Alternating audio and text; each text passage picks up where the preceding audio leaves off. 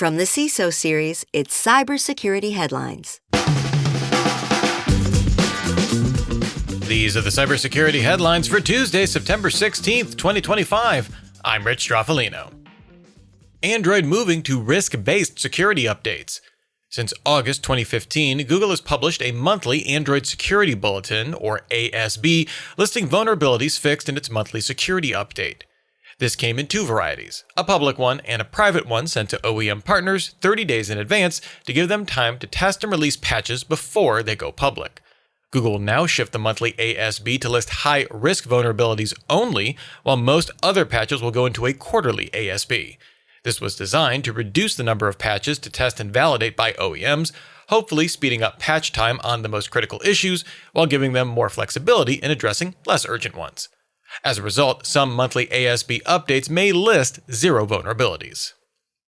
CISA accused of cyber incentive mismanagement. This finding came from the Department of Homeland Security Office of the Inspector General, which began an audit after receiving a complaint about the program in 2023. This program was developed to incentivize mission-critical cyber employees to stay in their roles. The OIG's audit found the program was used to pay employees in support functions outside of cybersecurity.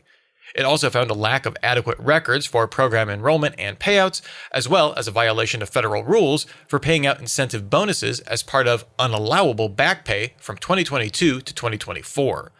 OIG didn't recommend ending the program, but said it should hand over management to a separate office and develop consistent guidance and tracking for the program.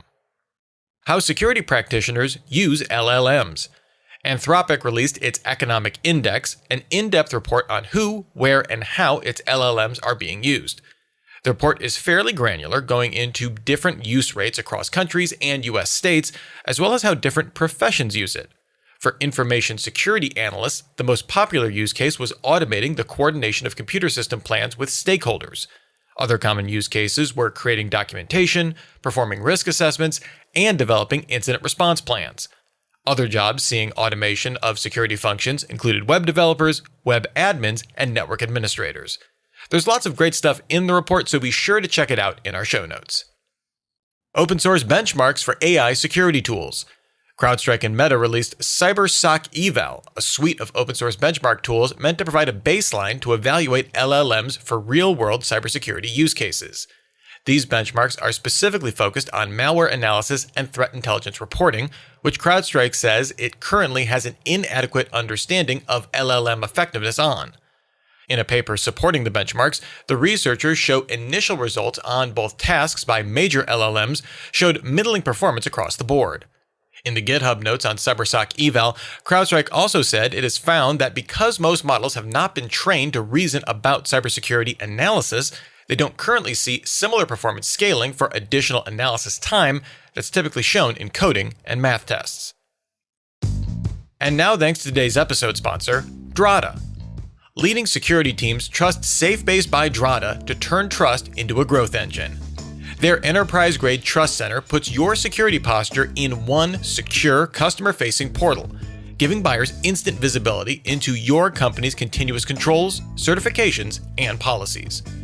With AI-powered Questionnaire Assistance, blast through inbound security questionnaires in minutes instead of days, automate cross-functional workflows, and eliminate friction. That means less manual work and faster deal cycles.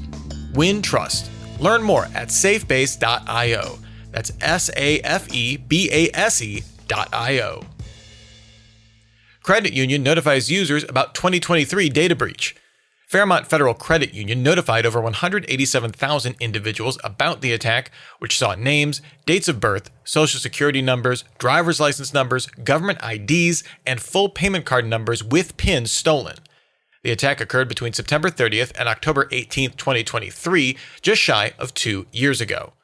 Fairmont did not discover the breach until January 23, 2024, and did not conclude its investigation until August 17, 2025. The credit union did not give specifics on the attack or attribute it, but the Black Basta ransomware group listed it on its leak site. Microsoft reminds us that people still use old things. Microsoft confirmed that the September 2025 Windows Security Update caused connection issues with shared files and folders over SMB v1 on the latest build of Windows 11, 10, and Windows Server platforms. Microsoft probably isn't too upset by this. It's been trying to phase out the 30-year-old file sharing protocol since deprecating it back in 2014 and no longer installing it by default on Windows since 2017. Until it releases a fix, Microsoft recommends that impacted users allow traffic on TCP port 445 as a workaround. But really, please don't use CIFS, SMB-v1, or any other ancient file sharing. Please. New Zealand sanctions Russians over cyber attacks.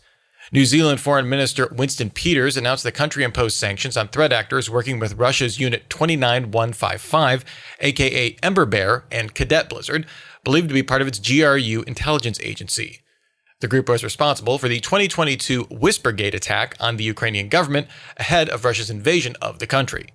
New Zealand specifically cited the group's conduct in Ukraine for the sanctions. The EU and Great Britain have also sanctioned the group in recent months. FinWise discloses insider threat breach. FinWise is a bank that originates and funds loans for consumer-facing services, including American First Finance.